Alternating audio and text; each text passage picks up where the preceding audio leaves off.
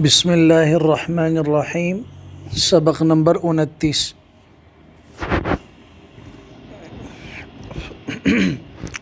مکہ مکرمہ میں رسول اللہ صلی اللہ علیہ وسلم کا قیام۔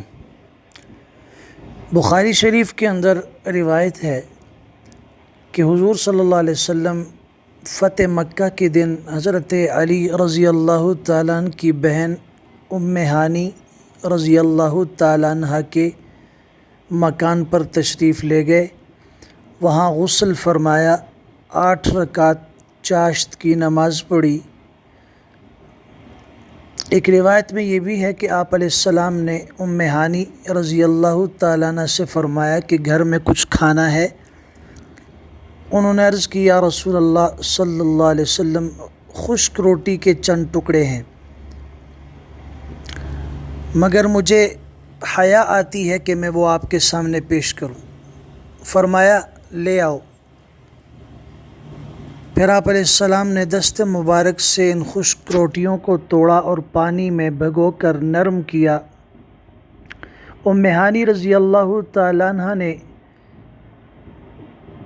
سالن کے لیے نمک پیش کیا تو آپ علیہ السلام نے فرمایا کہ گھر میں کوئی سالن نہیں ہے۔ عرض کی، گھر میں سرکے کے سوا کچھ بھی نہیں ہے، تو آپ علیہ السلام نے فرمایا، سرکہ لاؤ۔ سرکے کو روٹی پر ڈالا اور تناول فرما کے اللہ کا شکر ادا کیا۔ پھر ارشاد فرمایا کہ سرکہ بہترین سالن ہے، جس گھر میں سرکہ ہوگا اس گھر والے محتاج نہیں ہوں گے۔ پھر ام ہانی رضی اللہ تعالیٰ عنہ نے عرض کی کہ یا رسول اللہ، میں نے حارث بن ہشام جو کہ ابو جہل کا بھائی تھا اور زہیر بن امیہ کو امان دے دی ہے، لیکن میرے بھائی حضرت علی رضی اللہ تعالیٰ عنہ ان دونوں کو اس جرم میں قتل کرنا چاہتے ہیں کہ ان دونوں نے حضرت خالد بن ولید رضی اللہ تعالیٰ عنہ کے لشکر کے ساتھ جنگ کی ہے۔ آپ علیہ السلام نے فرمایا، ام ہانی، تم نے امان دے دی ہے تو ہماری طرف سے بھی امان ہے۔ رسول اللہ صلی اللہ علیہ وسلم کا جھنڈا حجون، جسے آج کل جنت المعلیٰ کہتے ہیں، حجون میں مسجد الفتح کے قریب گاڑا گیا۔ پھر آپ اونٹنی پر سوار ہو کر اور حضرت اسامہ بن زید رضی اللہ تعالیٰ عنہ کو اونٹنی پر اپنے پیچھے بٹھا کر مسجد حرام کی طرف روانہ ہوئے۔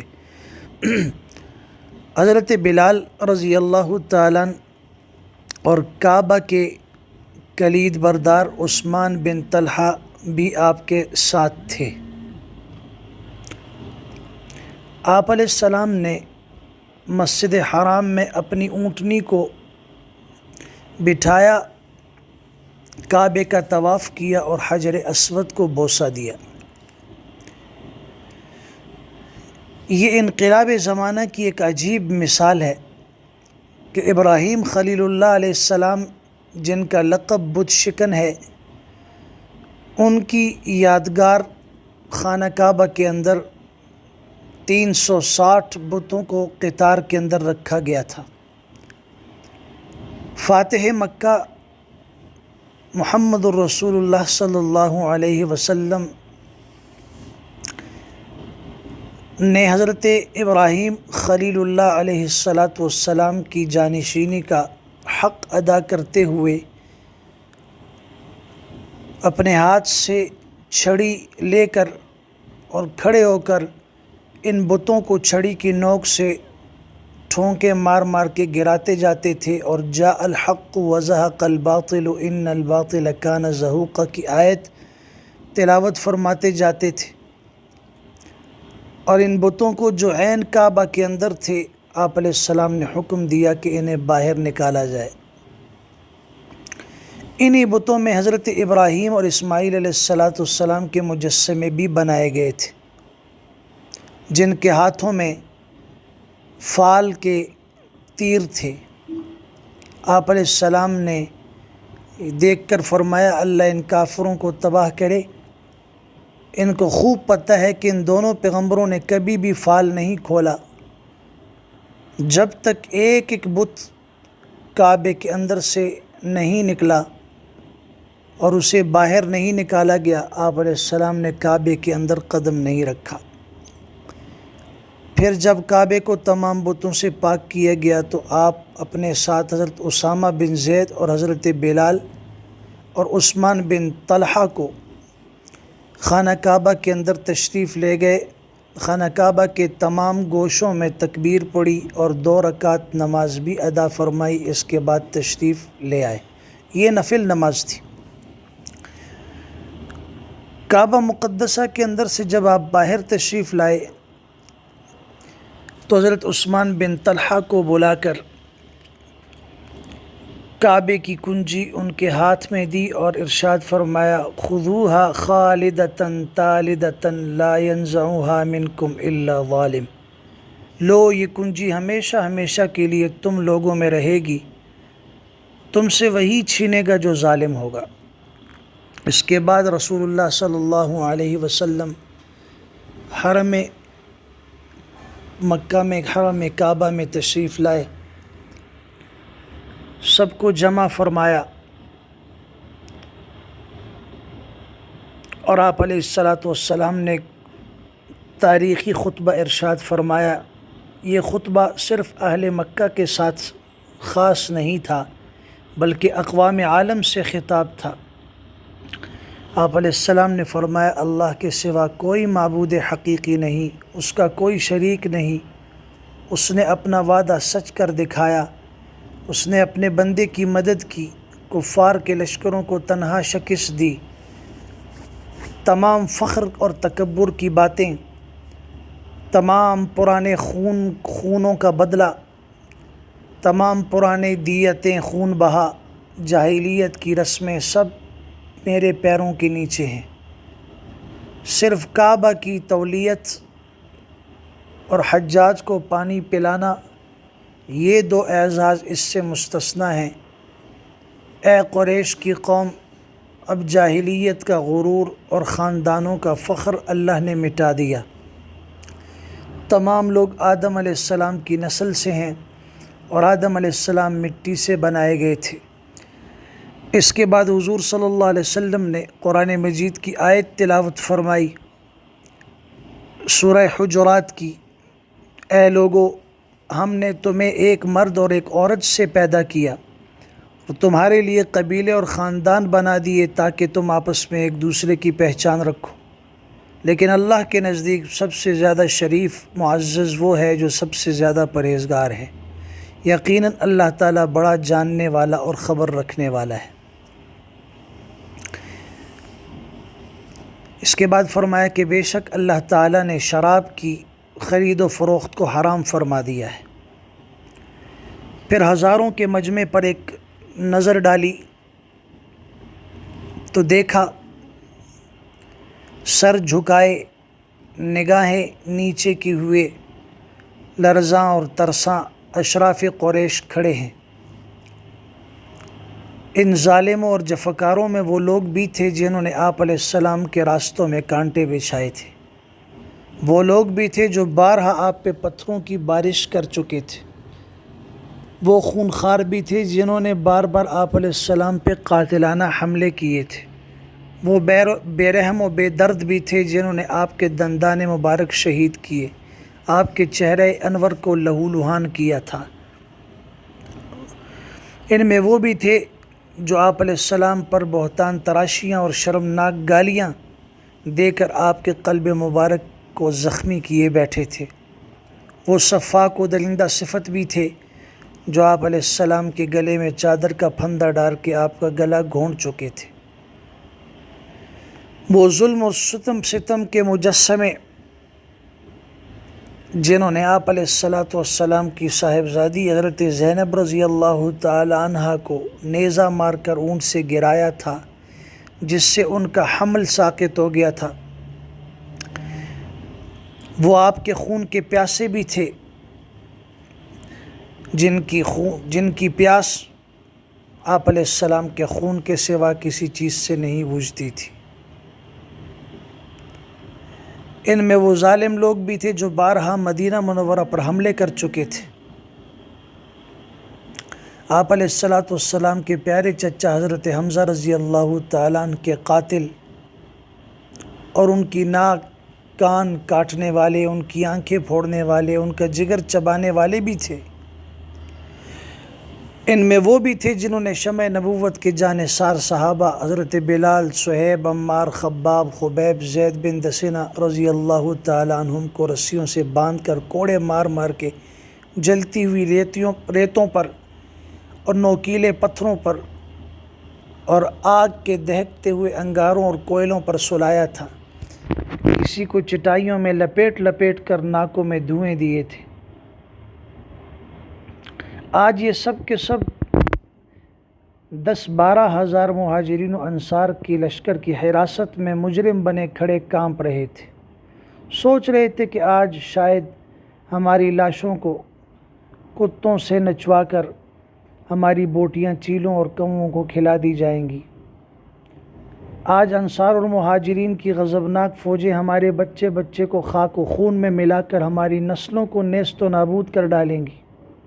ہماری بستیوں کو تخت و تاراج کر کے ہمارے سب کچھ کو تہس نہس کر دیا جائے گا۔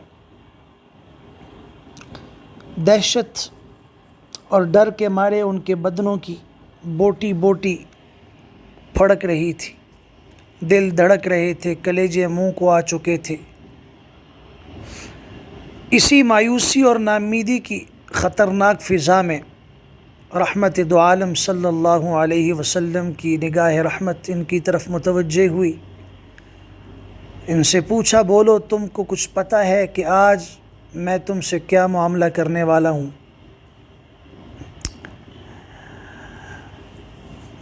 سب نے ایک زبان ہو کے کہا، اخ کریم وابن اخ کریم، آپ کرم والے بھائی اور کرم والے باپ کے بیٹے ہیں۔ سب کی للچائی ہوئی نظریں جمال نبوت کا منہ تک رہی تھی۔ سب کے کان شہنشاہ نبوت کا فیصلہ کن جواب سننے کے منتظر تھے کہ آپ علیہ السلام نے نہایت کریمانہ لہجے میں فرمایا، لا تثریب علیکم اليوم فاذهبوا انتم الطلقاء۔ آج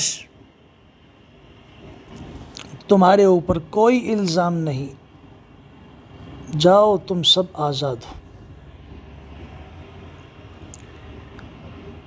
یہ غیر متوقع جواب سن کر ان سب کی آنکھیں فرط ندامت سے اشکبار ہو گئیں اور ان کے دلوں کی گہرائیوں سے جذبات شکریہ کے آثار آنسوؤں کی دھار بن کر ان کے رخسار پر مچلنے لگے، اور کفار کی زبانوں پہ لا الہ الا اللہ محمد الرسول اللہ کے نعروں سے حرم کعبہ کے در و دیوار پر ہر طرف انوار کی بارش ہونے لگی۔ ایک دم ہی عجیب انقلاب آ گیا کہ سما ہی بدل گیا، فضا ہی پلٹ گئی، اور ایسا محسوس ہونے لگا کہ کوئی پردے سے کیا نکلا کہ گھر گھر میں اجالا تھا، جہاں تاریک تھا، بے نور تھا اور سخت کالا تھا۔ کفار نے مہاجرین کی جائیدادوں، مکانوں، دکانوں پہ قبضہ جما لیا تھا۔ اب وقت تھا کہ مہاجرین کو ان کے حقوق دلائے جائیں۔ اللہ اکبر! لیکن شہنشاہ رسالت صلی اللہ علیہ وسلم نے مہاجرین کو حکم دیا کہ وہ اپنی ساری جائیدادیں خوشی خوشی مکہ والوں کو ہبہ کر دیں۔ اللہ اکبر! بتاؤ، کیا دنیا کی کسی فاتح کی کتاب زندگی میں کوئی ایسا حسین و زرین ورق ہے؟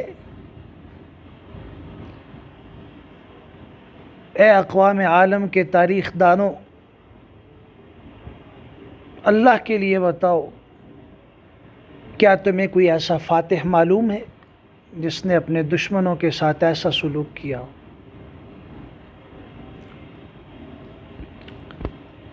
اس لیے ہم تمام دنیا کو چیلنج کے ساتھ دعوت نظارہ دیتے ہیں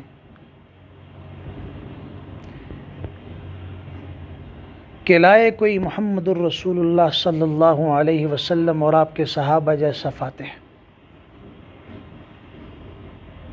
فتح مکہ کے دوسرے دن بھی آپ علیہ السلام نے خطبہ دیا جس میں حرم کعبہ کے احکام، آداب اور حرم کعبہ میں کسی کا خون بہانا، جانوروں کا مارنا، شکار کرنا، درخت کاٹنا، ازخر ایک خاص قسم کی گھاس ہے، اس کے سوا باقی گھاس کاٹنا، یہ سب حرام۔ اور اللہ عز و جل نے تھوڑی دیر کے لیے اپنے حبیب صلی اللہ علیہ وسلم کو حرم میں جنگ کی اجازت دی، پھر قیامت تک کے لیے کسی کو حرم میں جنگ کی اجازت نہیں ہے۔ اللہ نے اس کو حرم بنا دیا ہے، نہ مجھ سے پہلے کسی کے لیے اس شہر میں خون ریزی حلال کی گئی، نہ میرے بعد قیامت تک کسی کے لیے حلال کی جائے گی۔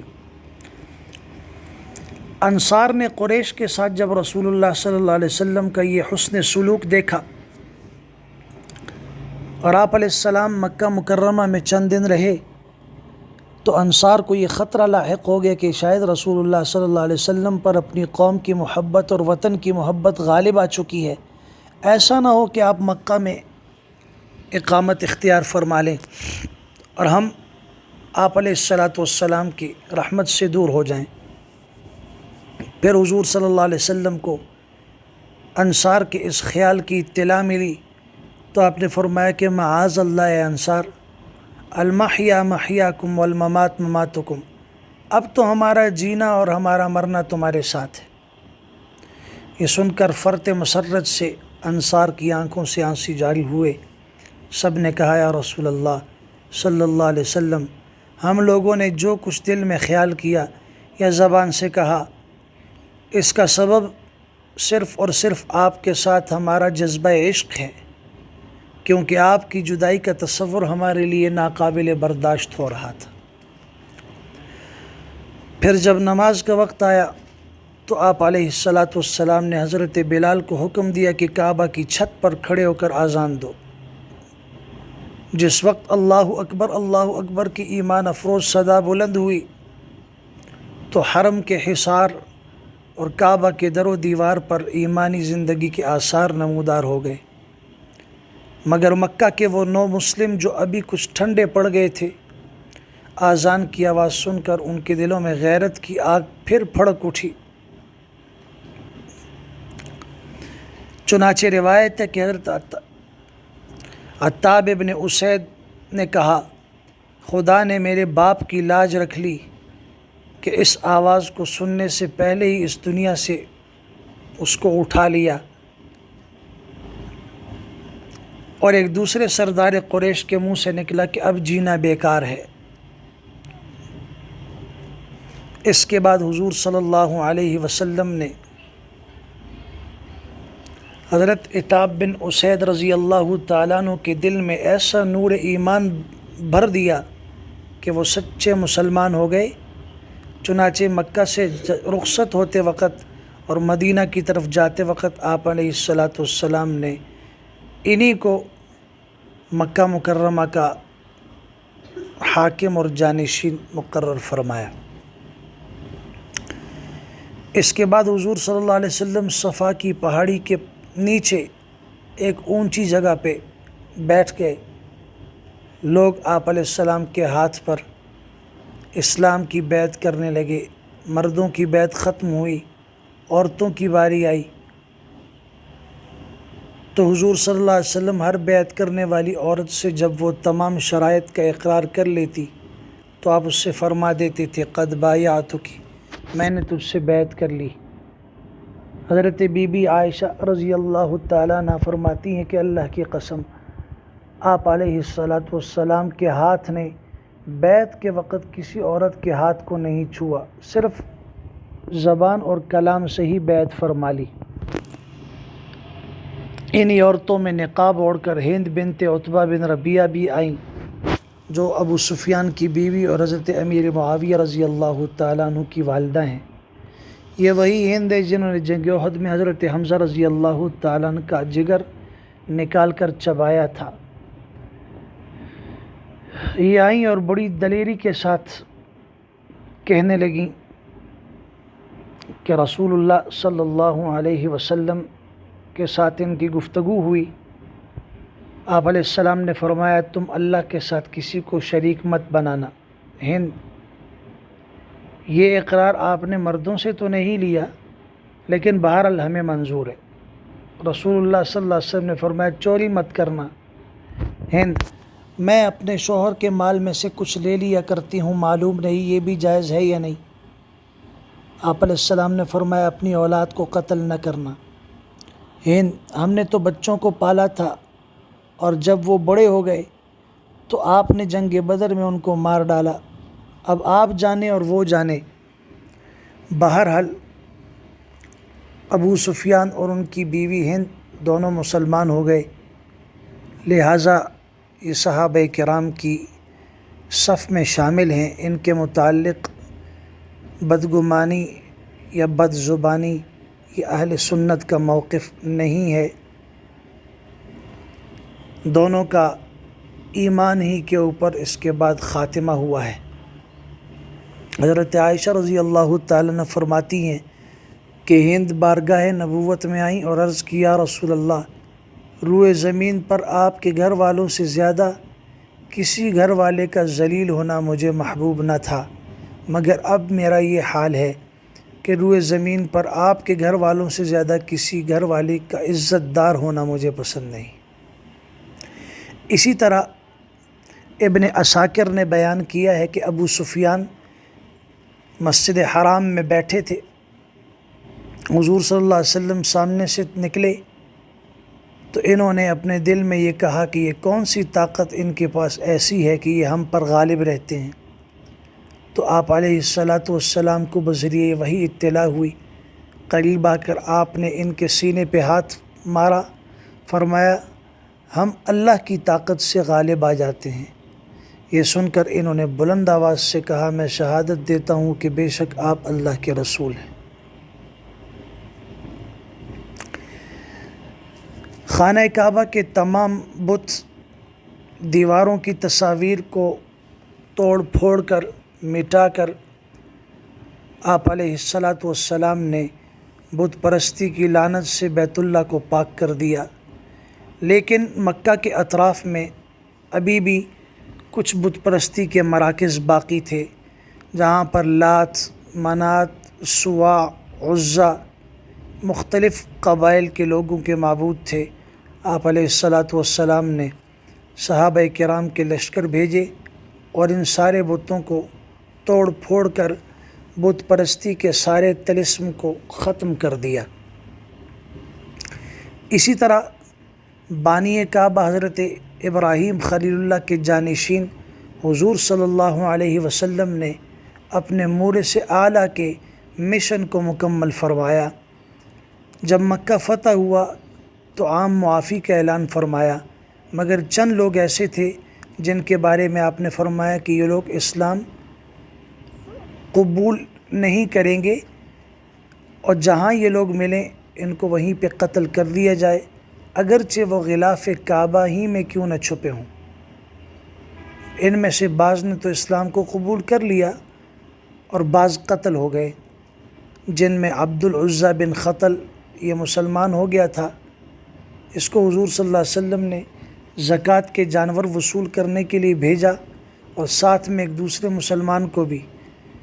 کسی بات پر دونوں کے بیچ میں تکرار ہوئی، اس نے مسلمان کو قتل کر دیا اور قصاص کے ڈر سے تمام جانوروں کو لے کر مکہ کی طرف مکہ بھاگ گیا اور مرتد ہو گیا۔ فتح مکہ کے دن یہ بھی ایک نیزہ لے کر مسلمانوں سے لڑنے کے لیے نکلا تھا، لیکن مسلمانوں کا جاہ و جلال دیکھ کر کانپ اٹھا اور نیزہ پھینک کر کعبے کے پردوں میں چھپ گیا۔ حضرت سعید بن حریث مخزومی اور ابو برزہ اسلمی رضی اللہ تعالیٰ عنہما ان دونوں حضرات نے مل کر اس کو قتل کر دیا۔ اسی طرح حویرث بن نقید یہ شاعر تھا، حضور صلی اللہ علیہ وسلم کی ہجو کرتا تھا، لکھتا تھا اور خونی مجرم بھی تھا، حضرت علی رضی اللہ تعالیٰ عنہ کے ہاتھوں قتل ہوا۔ مقیس بن صبابہ اس کو نمیلہ بن عبداللہ نے قتل کیا۔ حارث بن طلاطہ اس کو بھی حضرت علی رضی اللہ تعالیٰ عنہ نے قتل کیا۔ اور ابن خطل کی ایک لونڈی تھی جو حضور صلی اللہ علیہ وسلم کے خلاف اشعار گاتی تھی، ہجو کرتی تھی، اس کو بھی قتل کر دیا گیا۔ 4 لوگ مکہ مکرمہ سے بھاگ گئے تھے، جن میں اکرمہ بن ابی جہل ابو جہل کے بیٹے، یہ بھاگ کر یمن چلے گئے، لیکن ان کی بیوی حکیم انہوں نے اسلام قبول کیا اور اپنے شوہر اکرمہ کے لیے معافی کی درخواست پیش کی۔ آپ علیہ السلام نے معاف کر دیا۔ حکیم خود یمن گئیں، معافی کا حال بیان کیا۔ اکرمہ حیران رہ گیا اور انتہائی تعجب سے کہا کہ کیا مجھ کو بھی محمد صلی اللہ علیہ وسلم نے معاف کر دیا؟ بہرحال یہ اسلام قبول کر کے اپنی بیوی کے ساتھ واپس آئے۔ حضور صلی اللہ علیہ وسلم نے انہیں دیکھا تو بے حد خوشی ہوئے اور اس تیزی کے ساتھ اس کی طرف بڑھے، ان کی طرف، کہ جس میں اطہر سے چادر گر پڑی۔ پھر حضرت اکرمہ مسلمان ہو گئے اور صحابہ کرام میں داخل ہو گئے۔ صفوان بن امیہ، یہ امیہ بن خلف کے فرزند ہیں، یہ بھی اسلام کے بہت بڑے دشمن تھے۔ فتح مکہ کے دن یہ جدہ کی طرف بھاگ گئے۔ حضرت عمیر بن وہب نے ان کے حق میں سفارش کی۔ آپ علیہ السلام نے فرمایا میں نے معاف کر دیا، اور بطور نشانی کے کہ ان کو امن ہے، حضرت عمیر کو آپ نے اپنا عمامہ عنایت فرمایا۔ چنانچہ وہ مقدس عمامہ لے کر جدہ گئے اور صفوان کو مکہ لے آئے۔ بعد میں انہوں نے اسلام قبول کر لیا۔ اسی طرح کعب بن زہیر، یہ سن 9 ہجری میں اپنے بھائی کے ساتھ مدینہ آ کر مشرف و اسلام ہوئے اور حضور صلی اللہ علیہ وسلم کی مدح میں ایک مشہور قصیدہ لکھا جو بانت سعاد کے نام سے عربی قصیدہ مشہور ہے۔ آپ علیہ السلام نے ان کو اپنی چادر مبارک عنایت فرمائی، یہ ان کے پاس رہی۔ حضرت معاویہ رضی اللہ تعالیٰ عنہ نے اپنی دور حکومت میں ان کو 10,000 درہم پیش کر کے یہ مقدس چادر لینا چاہی، مگر انہوں نے انکار کر دیا۔ حضرت کعب بن زہیر رضی اللہ تعالیٰ عنہ کی وفات کے بعد حضرت معاویہ رضی اللہ تعالیٰ عنہ نے ان کے ورثاء کو 20,000 درہم دے کر وہ چادر لے لی، اور ایک عرصے تک وہ ان کے پاس رہی اور ان کے بعد سلاطین کے پاس۔ اسی طرح وحشی ہیں جنہوں نے حضرت حمزہ رضی اللہ تعالیٰ عنہ کو شہید کیا تھا، یہ فتح مکہ کے دن بھاگ کر طائف چلے گئے، مگر بعد میں طائف کے ایک وفد کے ہمراہ آئے اور معافی کی درخواست کی، تو آپ علیہ السلام نے فرمایا ہاں، اسلام سابقہ زندگی کے سارے گناہ ختم کر دیتا ہے، لیکن یہ فرمایا کہ وحشی تم میرے سامنے نہ آیا کرو۔ حضرت وحشی رضی اللہ تعالیٰ عنہ کو اس بات کا بڑا ملال رہتا تھا۔ ابو بکر صدیق رضی اللہ تعالیٰ عنہ کی خلافت کے زمانے میں مسیلمہ کذاب نے نبوت کا دعویٰ پیش کیا تو لشکر اسلام نے اس سے جہاد کیا۔ حضرت وحشی رضی اللہ تعالیٰ عنہ نے مسیلمہ کو قتل کیا اور فرمایا کرتے تھے قتلت خیر الناس فی الجاہلیہ وقتلت شر الناس فی الاسلام، کہ میں نے زمانہ جاہلیت میں بہترین انسان یعنی حضرت حمزہ رضی اللہ تعالیٰ عنہ کو قتل کیا، اور اپنے دور اسلام میں بدترین آدمی یعنی مسیلمہ کذاب کو قتل کیا۔ حضور صلی اللہ علیہ وسلم نے مدینہ منورہ جاتے وقت مکہ مکرمہ کا نظم و نسق اور انتظام چلانے کے لیے حضرت عتاب ابن اسید رضی اللہ تعالیٰ عنہ کو مکہ کا حاکم مقرر فرمایا، اور معاذ بن جبل رضی اللہ تعالیٰ عنہ کو نو مسلم لوگوں کو مسائل اور احکام اسلام کی تعلیم کے لیے مقرر فرمایا۔ اس بارے میں مختلف روایات ہیں کہ آپ علیہ السلام فتح مکہ کے بعد کتنے دن تک مکہ میں رہے۔ سنن ابی داؤد کی روایت پہ 17 دن کا ذکر ہے، ترمذی کی روایت پہ 18 دن کا ہے، اور امام بخاری رحمۃ اللہ تعالی علیہ نے حضرت عبداللہ بن عباس رضی اللہ تعالیٰ عنہ کی روایت جو نقل کی ہے اس سے معلوم ہوتا ہے کہ آپ 19 دن مکہ مکرمہ کے اندر ٹھہرے۔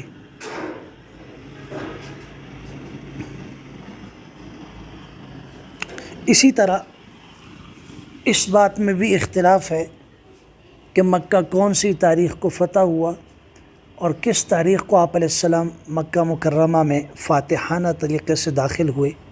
امام بیہقی رحمۃ اللہ تعالی نے 13 رمضان، امام مسلم نے 16 رمضان، امام احمد بن حنبل نے 18 رمضان بتایا، بعض نے 17 اور 18 رمضان کا ذکر کیا ہے۔ بہرحال عام طور پر جو زیادہ مشہور ہے محمد بن اسحاق کی روایت ہے رحمہ اللہ کی کہ 20 رمضان سن 8 ہجری کو مکہ مکرمہ فتح ہوا۔ وآخر دعوانا الحمد للہ رب العالمین۔